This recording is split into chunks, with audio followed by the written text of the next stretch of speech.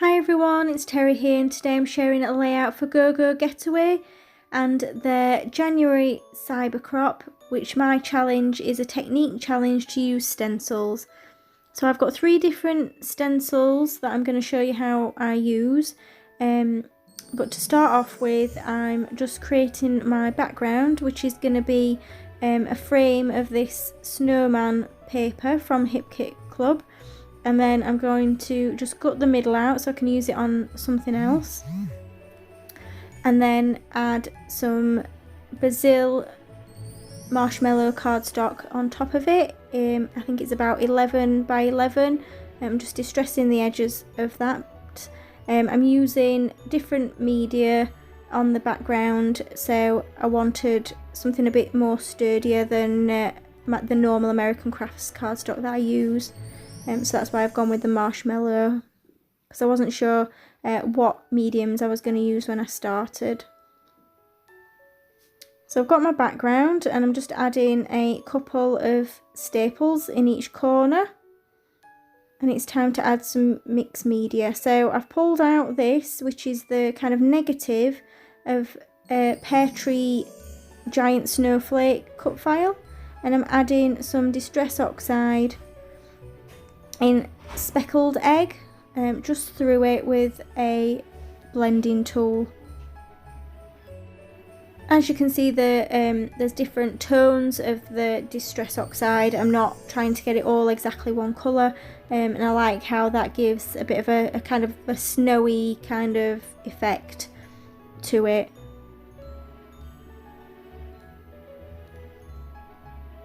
So it's just, because it's quite flimsy, it's just a case of taking your time, but it's a way of creating a stencil if you don't have any of the traditional type stencils. And then you can see my snowflake. I'm just adding some water to lift off some of that Distress Oxide to give it even more of a mottled snowy effect to the background. It's difficult to see on the video, but as it's quite subtle. So I've pulled out my punch. This is a snowflake punch from Martha Stewart, I believe. It's an old one that I've had for a while, so I've just pulled out some cardstock and punched out some snowflakes so that I can actually create my own stencil. I'm using another Distress Oxide. So now I'm adding some light pink Distress Oxide through a traditional stencil. This is a snowflake stencil from Echo Park. So I'm just picking out one of the larger snowflakes and using a blending tool through the stencil to add more snowflakes to the background, overlapping with the blue larger one to create a bit of a interest on the background. So I'm just randomly dotting them round. You saw earlier that I'd pulled out 2 photos that I'm going to use for this layout. I was trying to decide roughly where I wanted them, so I will avoid putting too many snowflakes under where the photos are going to be, because it's just wasted space. So now onto that stencil that I've created myself with the punch. I had pulled out this blue colour, but I think it might be a bit too dark, so I've gone with a darker pink to kind of pull in some of the pink that's in the rest of the collection. So I think this is Worn Lipstick. Again, it's Distress Oxide, so I'm going round and I'm overlapping these snowflakes with the lighter pink ones, so creating clusters of snowflakes in each area, either overlapping like the light pink ones, as I've said, or the speckled egg large blue one. So I pulled out peacock feathers instead of that blue, so this is more of a tealy colour, just because I felt it might go better rather than the true blue type one that I'd got to start with.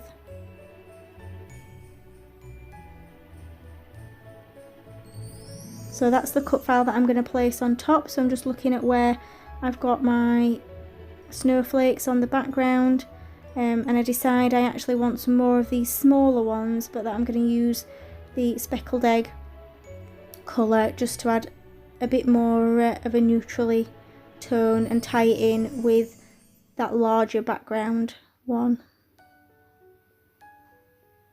So as you can see, it's really easy to create your own stencil if you don't have one, which is perfect for this challenge that I've set over on the GoGo Getaway group for the January Cybercrop challenge. So I'm just looking at where I've got everything, and I'm going to stick my snowflake cut file flush to the background.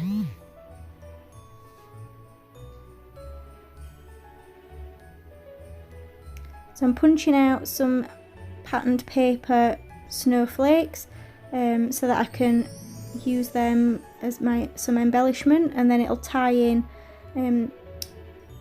those snowflakes that I've stenciled on the background.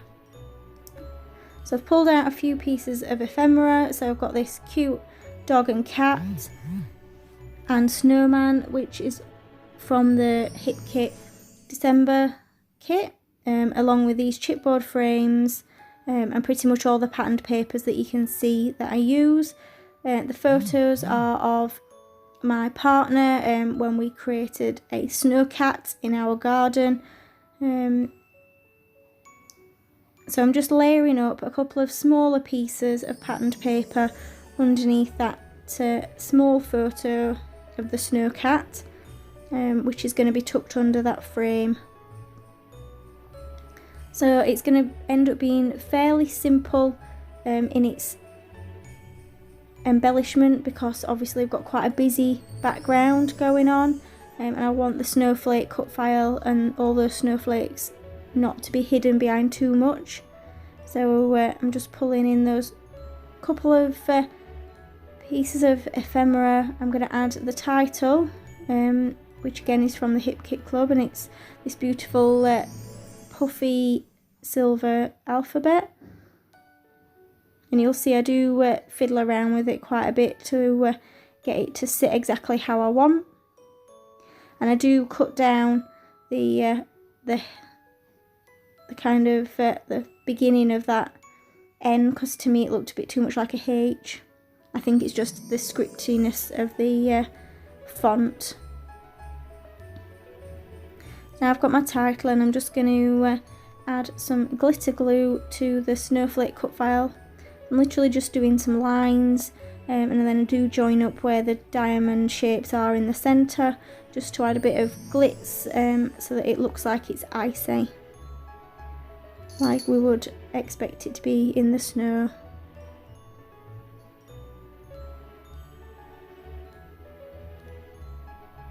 So just adding my journaling with a waterproof pen. I'm going to add my snowflakes dotted in and around my layout. I do also add the white ones that I punched out when I created the stencil. So just adding a few chipboard hearts. And here come the white ones. Waste not, want not, so might as well use them, seems as they got punched out. And now I'm just adding some enamel dots to the centres of those punched snowflakes, just to give them a bit more definition and make them pop off the screen, off the page even. So here's my finished layout, and I'll pop links to the group and the Cybercrop in the comments. Thanks for joining me.